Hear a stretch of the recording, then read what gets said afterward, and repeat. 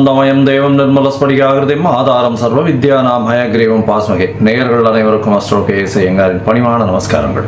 குரு பெயர்ச்சி 11/5/2025 முதல் 26/5/2026 வரலாம். குரு பகவான் ரிஷபராசியில் மிருகசீரிஷம் 2ஆம் பாதத்திலிருந்து மிருகசீரிஷம் 3ஆம் பாதத்திற்கு 11/5/2026 அன்னைக்கு ஞாயிற்றுக்கிழமை சித்த யோகம் கொண்ட நாளில் சுவாதி நட்சத்திரம் இருக்கக்கூடிய சந்திரன் சுவாதி நட்சத்திரத்தில் இருக்கிற அன்னைக்கு மிருகசீரிஷம் 2லிருந்து மிருகசீரிஷம் 3ஆம் பாதத்திற்கு, அதாவது ரிஷபராசியிலிருந்து மிதுன ராசிக்கு பெயர்ச்சியாளர். சரி, குரு பகவான் அப்படின்னு சொல்லும் பொழுது பார்த்தேனால் குரு பார்க்க கோடி நன்மை அப்படின்னு சொல்லக்கூடியது.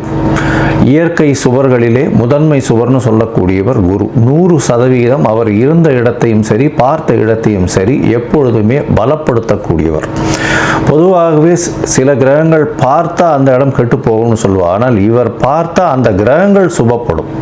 அதனால் அதீத சுபர்னு சொல்லக்கூடியவர். அதனால் பார்த்தேனால் குரு பார்க்க கோடி நன்மை அப்படின்னு சொல்லக்கூடியது.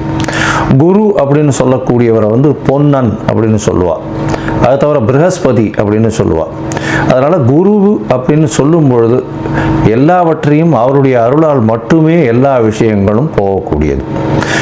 குருவுக்கும் புதனுக்கும் பெரிய வித்தியாசம் என்னன்னா, புதன் அறிவு காரகன், அறிவு சம்பந்தப்பட்ட கணிதம் சம்பந்தப்பட்ட விஷயங்களை பண்ணக்கூடிய விஷயங்கள் புதன் மூலியமாக வரும். ஆனால் குருவின் அருள் இருந்தால் மட்டும்தான் அந்த உபயோகத்தை, அந்த படித்த வித்தையை உபயோகப்படுத்தக்கூடிய தன்மையை உபயோகப்படுத்தக்கூடிய நேரத்தில் உங்களுக்கு ஞாபகம் வரும். அதனால தான் குருவின் பார்வை எந்த காலகட்டத்திலும் உங்களுக்கு ஏற்றது. குருவின் ஆசீர்வாதங்கள் ரொம்பவும் முக்கியமானது அப்படின்னு சொல்லக்கூடியது. சரி, குருவை பற்றி சொல்லும் பொழுது பார்த்தேனால் அவர் பொன்னன்னு சொல்லுவோம். அதை தவிர அவர் ப்ரஹஸ்பதினு சொல்லுவோம், தேவகுருன்னு சொல்லுவோம். இருக்கும் கிரகங்கள் 9 கிரகங்கள். அந்த 9 கிரகங்களில் 7 கிரகங்களை சொல்லுவோம். 2 கிரகங்கள், அதாவது ராகு கேத்துன்றது ஒரே உடலில் 2 தலையும் வாலாகவும் இருக்கிறதுனால அது சாயா கிரகங்கள். ஒரு இதுதான், அதாவது நிழல் அப்படின்னு சொல்லக்கூடியது. இந்த 7 கிரகங்களிலும் சூரியன் சந்திரனை விட்டால்னா 5 கிரகம் தான். அந்த 5 கிரகங்கள்லையும் மிகவும் முதன்மையான மிகவும் பெரிய இருக்கக்கூடிய கிரகமானது நம்மளுக்கு கிட்டத்தட்ட கொஞ்சம் அருகாமையில் இருக்கக்கூடிய கிரகம். அவருடைய பிரதிபலிப்பினால் நமக்கு 2.5 மடங்கு சுப பலன்கள், சூரியனுடைய ஒளி சக்தி நம்மளுக்கு வரும். அதனால் அதீத சுபம் கொடுக்கக்கூடியவர் குரு பகவான் என்று சொல்லக்கூடியது. சரி, இப்போ குருவின் பார்வை அப்படின்னு பார்த்தோம்னா பொதுவாகவே எல்லா கிரகங்களும் 7ஆம் பார்வை அப்படின்றது சமசப்தம 180 டிகிரி பார்வைகளை பார்க்கும். ஆனால் குருவிற்கு விசேஷ பார்வை அப்படின்னு சொல்லக்கூடியது 5ஆம் பார்வையும் 9ஆம் பார்வையும் உண்டு. அதாவது அவர் இருக்கும் இடத்திலிருந்து 5ஆம் இடத்தையும் சுபப்படுத்துவார், 9ஆம் இடத்தையும் சுபப்படுத்துவார். மேலும் பார்த்தேனால் இந்த குரு பகவானுக்கு காலபுருஷ தத்துவத்தில் 9வது ராசியும் 12வது ராசியும் கொடுக்கப்பட்டிருக்கு. இதில் என்ன விசேஷம் அப்படின்னா, பாக்யஸ்தானத்தின் அதிபதினு சொல்லக்கூடியவர் குரு. அதாவது உங்களுக்கு ஒரு நல்ல விஷயம், எந்த ஒரு விஷயத்திலும் தடங்கள் இல்லாமல் பாக்கியங்கள் கிட்டணும் அப்படின்னா, செல்வங்களாக இருக்கட்டும், படிப்பனாக இருக்கட்டும், எந்த ஒரு விஷயம், நல்ல மனைவி இல்லாள், அது தவிர நல்ல இல்லம், அது தவிர குழந்தை பிராப்தி, எல்லா விஷயத்துக்குமே பாக்கியம் கிடைச்சிருக்குன்னு சொல்லணும்னாலே அதுக்கு குரு உங்களுடைய ஜாதகத்தில் நல்ல வலுப்பெற்று லக்னத்திற்கு இருக்கணும். அந்த மாதிரியான ஒரு விஷயம் இருந்ததே ஆனால் உங்களுக்கு பெரிய ஏற்றம் கொடுப்பார். குருவை பொறுத்தவரையிலும் பார்த்தேனால் 12ஆம் இடத்தையும் அவருடைய காலபுருஷ தத்துவத்தின் 12ஆம் இடமான மீனமும் குரு பகவானுக்கு உண்டானது. எப்பொழுதுமே 12ஆம் இடம்னு விரயஸ்தானத்தை சொல்லுவோம். அதை தவிர தூக்கஸ்தானத்தை சொல்லுவோம். இதெல்லாம் குருவினுடைய நல்ல பார்வையோ இருந்தாரே ஆனால் உங்களுக்கு சுப செலவுகள் வரும், நல்ல தூக்கம் வரும், உடல் ஆகு நல்லபடியாக இருக்கக்கூடிய காலகட்டமாக இருக்கும். இதெல்லாம் குருவினுடைய பார்வையோ குரு இருந்தாலோ வரக்கூடியது. சரி, குரு பகவானை பொறுத்தவரையிலும் பார்த்தேனால் அவருக்கு குரு அணி அப்படின்னு சொல்லக்கூடியது சூரியன், சந்திரன், செவ்வாய் மற்றும் குரு, இவர்கள் 4 பேர் ஒரு அணியாகவும், இவர்கள் அருள் அணி அப்படின்னு சொல்லக்கூடியதாகவும், பொருள் அணின்னு சொல்லக்கூடியவர் சுக்கிரனுடைய அணியாக, சுக்கிரன், புதன், சனி மற்றும் ராகு, கேது இவர்கள் 5 பேரும் வந்து ஒரு அணியாகவும் இருக்கக்கூடியது. அதனால் குரு வந்து அதீத சுபத்துவர் 100% சுபத்துவர் குரு. அதற்கு அடுத்து சற்று கம்மியாக, அதாவது 80%, 75% சொல்லக்கூடிய அளவுக்கு சுக்கிரன் சிறந்தவர். அதே போல் பார்த்தாலேயானால் அதீத சுபத்துவம் கொண்டவர் வந்து பௌர்ணமி சந்திரனும் தனித்த புதனும் சொல்லுவாள். மிச்சவா எல்லாருமே வந்து பாவர்கள்னு சொல்லக்கூடியது. சந்திரன் வந்து பௌர்ணமி சந்திரன், அதாவது வளர்பிறை சந்திரனோ பௌர்ணமி சந்திரனோ சுபராக கொள்ளக்கூடியது. அதுவும் வந்து அமாவாசையிலிருந்து வளர்பிறைன்னு பார்த்தோம்னா ஒரு 6 நாள் 7 நாளைக்கு பார்த்தோம்னா உங்களுக்கு வெளிச்சம் இருக்கிறதுக்கு வாய்ப்பு இல்லை. அதனால் அந்த காலகட்டத்தில் சந்திரனை எடுத்துக்க மாட்டான். சரி, இப்போ குருவை பற்றி பார்க்கும்பொழுது குருவினுடைய ஸ்தலங்கள் எல்லாருக்கும் தெரியும். குருவினுடைய காரகத்துவம்னு சொல்லக்கூடியது வந்து பணம் வரணும் அப்படின்னா குரு நல்லபடியாக இருக்கணும். குரு நல்ல இடத்துல இருந்து உங்களுடைய ராசியோ லக்னத்தையோ பார்த்தாரு ஏனால் 2வது ஸ்தானத்தை பார்த்து 11வது ஸ்தானத்தை பார்த்தாரு ஏனால் பணத்திற்கு பஞ்சம் இருக்காது. பொதுவாகவே குருவை நம்ம வந்து தனகாரகன் அப்படின்னு சொல்லுவோம். ஜோதிட சாஸ்திரத்தில் தனகாரகன். அதை தவிர குருவுக்கு வந்து பார்த்தாலேயானால் புத்திர காரகன். இந்த 2ம் வந்து காரகத்துவத்திலே வரும். அதனால் ஒரு ஜாதகத்தில் குருவினுடைய வலுத்தன்மை, உங்களுக்கு அடுத்த சந்ததியினர் நல்லபடியாக இருக்கணும் அப்படின்னா குரு நல்ல வலுத்து இருந்து குருவினுடைய ஆசீர்வாதங்கள் நிச்சயமாக இருக்கணும். அதனால் காரகத்துவம்னு பார்க்கும்பொழுது புத்திர காரகத்தை சொல்லுவாள். 5ஆம் இடம், 5ஆம் இடத்தின் அதிபதி மற்றும் குரு இவர்கள் 3 பேரும் வந்து ஒரு ஜாதகத்தில் நல்லபடியில் இருந்தால் அந்த ஜாதகனுக்கு அதாவது புத்திர பிராப்தி இருக்கும், சந்தானம் விருத்தி அடையக்கூடிய வாய்ப்புகள் நிச்சயமாக உண்டு அப்படின்றது தான் ஜோதிட சாஸ்திரம் சொல்றது. அதே மாதிரி தன காரகன்னு சொல்லக்கூடியவரும் குரு. அதனால இந்த 2த்துக்குமே காரகத்துவம் அவரது. அதனால மிச்சப்படி நல்ல விஷயங்கள் நிறைய பண்ணாலும் இந்த 2 விஷயத்தில் ரொம்பவும் முக்கியமாக இருப்பார். இதை தவிர பார்த்தாலேயானால் குருவுக்கு உண்டான மரம்னு சொல்லக்கூடியது அரச மரம். அரச மரத்தை குருவுக்கு உண்டான மரம். ஏன்னா அரச மரத்தில் பார்த்தாங்கன்னா ஒரு பகுதி வந்து விஷ்ணுவும் ஒரு பகுதி வந்து சிவனாகவும் சொல்கிறா, வேறு பகுதி வந்து பிரம்மாவாகவும் சொல்கிறா. அதனால் அரச மரத்தின் முழுவுமே மும்மூர்த்திகள் இருக்கிறதாகவும் அது குருவினுடைய ஆளுமையில் இருக்கிறதாகவும் சொல்லக்கூடியது. எல்லோருக்குமே சுபராக இருக்கக்கூடிய ஒரு குரு. அதுதான் ரொம்ப பெரிய விசேஷம். யாருக்குமே தீங்கு செய்ய மாட்டார். ஒரு நல்லது பண்ணுவார், இல்லைன்னா பல்லாமல் இருப்பார். தீங்குன்றது பண்ண மாட்டார். மேலும் பார்த்தீங்கன்னா குருவுக்கு உண்டான மலர்ன்றது சொல்லக்கூடியது முல்லை மலரை சொல்கிறார். அதை தவிர குருவுக்கு உண்டானது சந்தன மரத்தை சொல்லுவான்.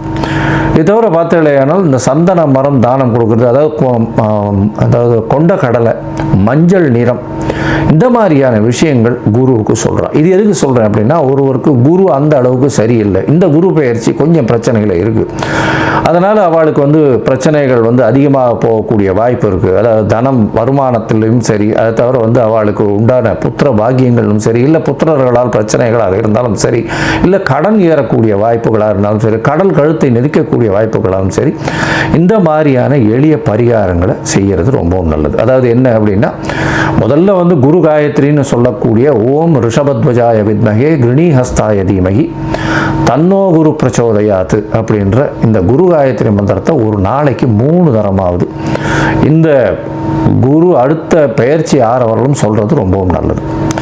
அது தவிர குரு பகவானுக்கு உண்டான எளிய பரிகாரம்னு சொல்லக்கூடியது இந்த கொண்டக்கடலை வெள்ளை கலர் கொண்டக்கடலையை வந்து சுண்டல் பண்ணி இது பண்ணுறது. அது தவிர முல்லைப்பூ சாத்துறது குரு பகவானுக்கு, இல்லை தட்சிணாமூர்த்திக்கு. அது தவிர வந்து மஞ்சள் கலர் வஸ்திரம் தானமாக கொடுக்கறது. படிக்கக்கூடிய இடங்கள் அதில் வந்து அதாவது பாடசாலைகள் இதுக்கெல்லாம் வந்து படிக்கிறதுக்குன்னு உங்களால் முடிஞ்ச விஷயத்தை தானமாக கொடுக்கறது. நெய் போட்ட ஸ்வீட்டு அது வந்து வாங்கி தானமாக கொடுக்கறது. அதாவது கோவிலில் வந்து நெய் போட்ட ஸ்வீட், அதாவது சக்கரை பொங்கல்னு வச்சுக்கலாம். அந்த மாதிரியான விஷயங்கள் கொடுக்கறதன் மூலியமாக குருவுக்கு உண்டான பிரீத்தி. சரி, இது எப்போ பண்ணலாம்? குருவுக்கு உண்டான பிரீத்தின்னு சொல்லக்கூடியது எப்போவுமே குருவின் நாளான அதாவது வியாழக்கிழமை அன்னைக்கு பண்ணணும். அதை தவிர பார்த்தலையானால் இந்த காயத்ரி மந்திரத்தை எப்போ சொல்லணும்? வியாழக்கிழமை கார்த்தால முதல் மணி நேரம் அதாவது ஹோரைன்னு சொல்லுவோம். அதாவது சூரியன் உதித்த முதல் மணி நேரத்தை ஹோரை அப்படின்னு சொல்லக்கூடியது. இந்த ஹோரையில் முதல் மணி நேர ஹோரை, அதாவது உங்களோட ஊரில் சூரிய உதயம் வந்து 7 மணி இருக்கலாம், இல்லை 6 மணி இருக்கலாம், இல்லை 5 மணி இருக்கலாம்.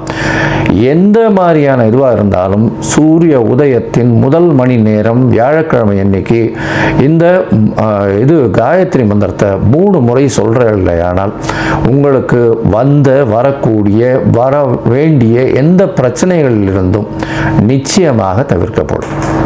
சரி, இப்போ குரு பயிற்சி இந்த மேஷம் முதல் மீனம் வரை எப்படி இருக்கு அப்படின்றத ஒன்றா பார்க்கலாம். அதற்கு முன்னாடி என்னுடைய மொபைல் நம்பர் பாயிண்ட் இருக்கும் இங்கே, அதாவது மேலே இருக்கும். உங்களுக்கு அஸ்ட்ராலாஜிக்கல் கன்சல்ட் தேவைப்பட்டதுன்னா நீங்கள் எனக்கு கான்டாக்ட் பண்ணுங்க. உங்களுடைய date, time, place of birth, உங்களுடைய பெயர், தாய் தகப்பனார் பெயர் வரலாம் அனுப்பிச்சு வைங்க. நான் உங்களுடைய ஜாதகத்தை போட்டு சந்தி இருக்கான்னு பார்க்குறேன். சந்தின்றது வந்து பார்த்தாலேயானால் மிருகசீரிஷம் 2ஆம் பாதம் நினச்சின்னு இருப்பா, 3ஆம் பாதத்தில் இருக்கும், ராசியே மாறிடும். இது வந்து நட்சத்திர சந்தி, நட்சத்திர பாத சந்தின்னு சொல்லுவோம். அதே மாதிரி லக்னத்தையும் பார்த்தேன்னா அதே மாதிரி லக்னத்தில் பார்த்தாலேயானால் விசாக நட்சத்திரம் நினச்சின்னு இருப்பா, விசாக நட்சத்திரம் துலா ராசி நினச்சின்னு இருப்பா, விசாக நட்சத்திரம் விருச்சிக ராசியில் இருப்பா.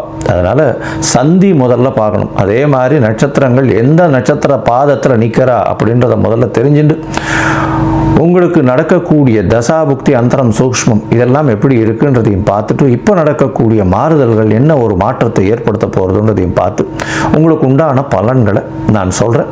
அதற்கு உண்டான கட்டணத்தையும் போடுறேன். அதை அனுப்புங்க. அனுப்பிச்சதுக்கப்புறம் உங்களுக்கு அப்பாயின்மெண்ட் தரேன். இப்போது மேஷம் முதல் மீனம் வரை குரு பெயர்ச்சி 2025 11/5/2025 முதல் 26/5/2026 வரை பார்க்கலாம். சிம்ம ராசி, அதாவது சிம்ம ராசிக்காரர்களுக்கு பார்த்தோம்னா இப்போ 7ஆம் இடத்துல சனி பகவான் இருக்கார். இப்போ உங்களுடைய ராசியிலேயே கேத்து வந்துட்டார். அதாவது மகம், பூரம், உத்திரம் நட்சத்திரத்தில் இருக்கிற வாடுகள்லாம் பார்த்தோம்னா உடல் நிலையில் பெரிய பிரச்சனை இருந்து கொண்டே இருக்கும். உடல் நிலையில் பிரச்சனைகள் இருக்கக்கூடிய வாய்ப்பு. ஏன்னா ராசியிலேயே கேத்து 7ஆம் இடத்துல ராகுவும் சனியும், சனி இருக்கிறதுனால எதிர்பாலினத்தவர் மூலியமாக பிரச்சனைகள்லாம் வரும். கூட்டு தொழிலில் பின்னடைவு இருக்கும். யாரையும் வந்து நம்ப வேண்டாம், பொறுமையாக இருக்கிறது நல்லது. நிச்சயமாக உங்களுக்கு கீழே வேலை செய்கிறவா மூலியமாக பிரச்சனைகள் வரக்கூடிய வாய்ப்புகள் உண்டு. சரி, இப்போது இந்த குரு பெயர்ச்சியின் மாற்றங்கள் என்ன வரும் அப்படின்னு பார்த்தோம்னா 11ஆம் இடத்துல குரு, நினைத்த காரியங்கள் எல்லாமே நல்லபடியாக நடக்கக்கூடிய வாய்ப்புகள் உண்டு. அதை தவிர பார்த்தோம்னா உங்களுடைய ராசிக்கு 11ஆம் இடம் அப்படின்னு சொல்லக்கூடியது உங்களுடைய அபிலாஷைகள் எல்லாமே பூர்த்தி ஆகக்கூடிய விஷயம். அபிலாஷைகள்னால் உங்களுடைய மனத்தில் நீங்கள் வச்சுட்டு இருக்கிற எல்லா விதமான விஷயங்களும் நிச்சயமாக வெற்றி வாகை சூடக்கூடிய வாய்ப்புகள் உண்டு. இதன் மூலியமாக 11ஆம் இடத்தில் இருக்கக்கூடிய குரு பகவான் எல்லா விதமான ஏற்றத்தை கொடுக்க போகிறார். உங்களுடைய ராசிக்கு பார்த்தாலேயானால் 5, 8 இந்த 2 இடத்துக்கும் உண்டானவர் குரு. அவர் 11ஆம் இடத்துல இருக்கார். பெரிய ஏற்றம் வரப்போகிறது. அதாவது உங்களுக்கு பார்த்தாலேயானால் குழந்தைகள் மூலியமாக பெருமை வரக்கூடிய காலகட்டம். மறைந்த இடத்திலிருந்து திடீர் பணம் வரக்கூடிய வாய்ப்புகள் மிகவும் அதிகமாக இருக்கும். இந்த சிம்ம ராசிக்காரர்களை பொறுத்தவரையிலும் பார்த்தாலேயானால் திருமண பாக்கியம் ஏற்பட்டாச்சு. இப்போ பார்த்தாலும் 7ஆம் இடத்தை வந்து குரு பகவான் பார்க்குறார். சனியும் இருக்கார். எப்போவுமே திருமணம் ஆகணும்னா சனி அப்புறம் குரு இவர்களுடைய அதாவது சனி புக்தியோ, சனி தசையோ, 7 சனியோ, அஷ்டமத்து சனியோ, சப்தமத்தில் அதாவது கண்டக சனியோ ஏதாவது ஒன்று இருக்கணும். அதே மாதிரி ஏன்னா கர்மகாரகன்றதுனால கர்மங்களை இது பண்ணுறதுக்கு அவர் இருந்தே ஆகணும். அதை தவிர வந்து குருவினுடைய பார்வை நிச்சயமாக இருக்கணும் 7ஆம் இடத்துல. இப்போ பார்த்தோம்னா 11ஆம் இடத்துல இருக்கக்கூடிய குரு உங்களுக்கு பார்த்தோம்னா உங்களுடைய ராசிக்கு முயற்சி ஸ்தானமான 3ஆம் இடத்தை பார்க்குறார், 5ஆம் இடத்தை பார்க்குறார், அப்புறம் 7ஆம் இடத்தை பார்க்குறார். இந்த காலகட்டத்தில் 11ஆம் இடத்துல இருக்கிறதன் மூலியமாக என்ன பலன் அப்படின்னு முதல்ல பார்த்தோம்னா 11ஆம் இடம்னு சொல்லக்கூடிய மூத்த சகோதர சகோதரிகள் குறிக்கிறது. அவர்கள் மூலியமாக அதீத லாபம் வரக்கூடிய வாய்ப்புகள் நிச்சயமாக உண்டு. குழந்தைகள் மூலியமாக நல்ல ஒரு ஏற்றமான செய்தி வரக்கூடிய வாய்ப்பு. தொழிலில் அபரிமிதமான லாபம் வரக்கூடிய வாய்ப்பு.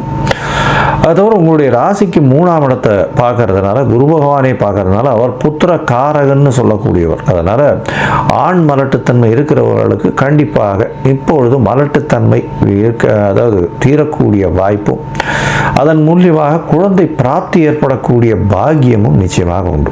இப்போ பார்த்தோம்னா உங்களுடைய ராசிக்கு 5ஆம் இடத்தையே பார்க்குற புத்திர காரகனே புத்திர ஸ்தானத்தையே பார்க்கறது பெரிய விசேஷம்.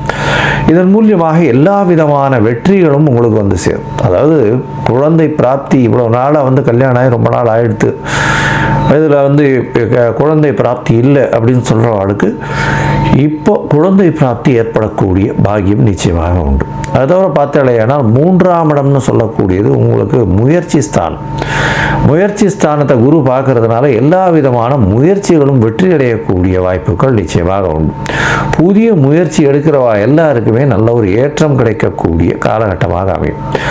அது தவிர பார்த்தோம்னா 5ஆம் இடம்னு சொல்லக்கூடியது பதவி, புகழ், அந்தஸ்து, கௌரவத்தையும் குறிக்கக்கூடிய இடம். இந்த 5ஆம் இடத்தை பார்த்தாலேயானால் பூர்வ புண்ணிய புத்திர ஸ்தானம்னு சொல்கிறோம். பூர்வ புண்ணியங்கள் எல்லாமே அந்த இடத்துல தெரியும். அதாவது உங்களுடைய பூர்வ புண்ணியங்கள் எல்லாமே அதன் மூலியமாக வெளிப்படக்கூடிய காலகட்டம்.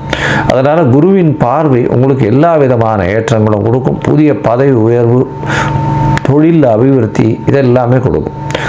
9ஆம் பார்வையில் பார்க்கும் பொழுது உங்களுடைய ராசிக்கு 7ஆம் இடத்தை பார்க்குறார். அதனால் திருமண பாக்கியம் ஏற்படக்கூடிய வாய்ப்பு நிச்சயமாக உண்டு. திருமண பாக்கியம் ஏற்படக்கூடிய பாக்கியம்னா இப்போ சிம்ம ராசிக்காரர்கள் இவ்வளோ நாளாக கல்யாணத்துக்கு பார்த்துட்டே இருந்தால் தட்டி போயிட்டே இருந்திருக்கும். இப்போ பார்த்தோம்னா கண்டிப்பாக திருமண பாக்கியம் நிச்சயமாக ஆகக்கூடிய வாய்ப்பு. இது தவிர பார்த்தலையானால் ராகுவும் அங்கே இருக்கார். அபரிமிதமான ஒரு ஏற்றம் கிடைக்கும். கூட்டு தொழிலில் பெரிய ஏற்றம். எதிர்பாலினத்தவர் மூலியமாக சிறு சிறு தொல்லைகள் இருக்கும். பண வரவிற்கு பஞ்சம் இருக்காது, பெரிய ஏற்றம் இருக்கும். சரி, இந்த மொத்தமாக பார்த்தோம்னா இந்த சிம்ம ராசிக்காரர்களுக்கு அரசியல் செல்வாக்கு மிக்கவர்களுக்கு சற்று பின்னடைவு இருக்கும். ஏன் அப்படி சொல்கிறோம்னா 7ஆம் இடத்துல சனி இருக்கிறதுனால தொழிலாளர்கள் மூலியமாக பிரச்சனைகள் வரும். எதிர்பாலினத்தவர் மூலியமாக பிரச்சனைகள் வரும். கூட்டு தொழில்னு சொல்லக்கூடிய இடத்துலேருந்து பிரச்சனைகள் வரும். இருந்தாலும் அதை சுமூகமாக முடிக்கக்கூடிய அளவில் இருக்கக்கூடிய வாய்ப்புகள் உண்டு.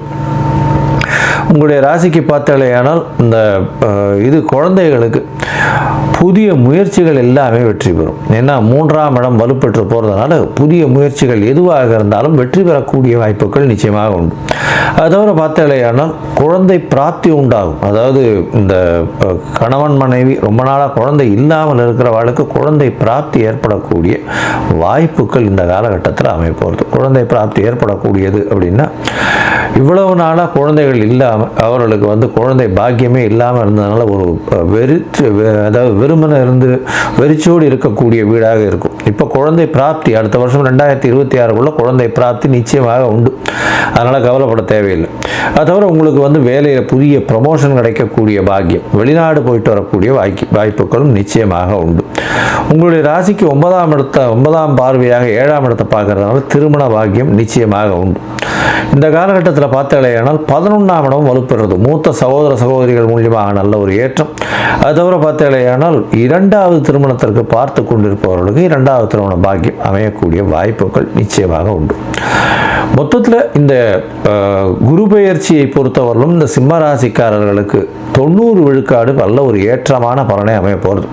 இந்த காலகட்டத்தில் உங்களுடைய தசாபுக்தி அந்தரம் சூக்ஷ்மம் அந்த அளவுக்கு விசேஷமாக இல்லை அப்படின்னா நீங்கள் அருகில் இருக்கக்கூடிய அதாவது சுவாமி மலை அப்படின்னு சொல்லக்கூடிய இடத்துக்கு போயிட்டு வாங்க. அப்பனுக்கு அதாவது குருத்துவம் இது பண்ணி அப்பனுக்கே சொன்ன சுப்பையான்னு சொல்லக்கூடியவர். அதனால் முருகப்பெருமானை சுவாமி மலையில் போய் தரிசிச்சுட்டு வர்றதன் மூலியமாக குரு பகவானுக்கு செய்த பிரீத்தியாக அது எடுத்துக்கொள்ளப்படும். அதனால் குரு பிரீத்தி அப்படின்னு சொல்லக்கூடியது எல்லா வகையான எளிய பிரீத்திகளும் சொல்லியிருக்கோம், அதையும் பண்ணுங்கள். அதை தவிர சுவாமி மலைக்கு இந்த காலகட்டமான ஒரு வருஷத்தில் அட்லீஸ்ட் ஒரு தடவாவது போயிட்டு வாங்க. மொத்தத்தில் திருமண பாக்கியம் நிச்சயமாக உண்டு. முயற்சிகள் கைகூடும். உங்களுக்கு குழந்தை பிராப்தி உண்டு. 2வது திருமணம் கைகூடும். மூத்த சகோதர சகோதரிகளோடு நல்ல ஒரு ஏற்றம். படிக்கக்கூடிய மாணவர்கள் வெளிநாடு போகக்கூடிய பாக்கியம் உண்டு. இந்த காலகட்டம் நல்ல ஒரு ஏற்றமான காலகட்டமாக அமையப்போகிறது இந்த சிம்ம ராசிக்காரர்களுக்கு.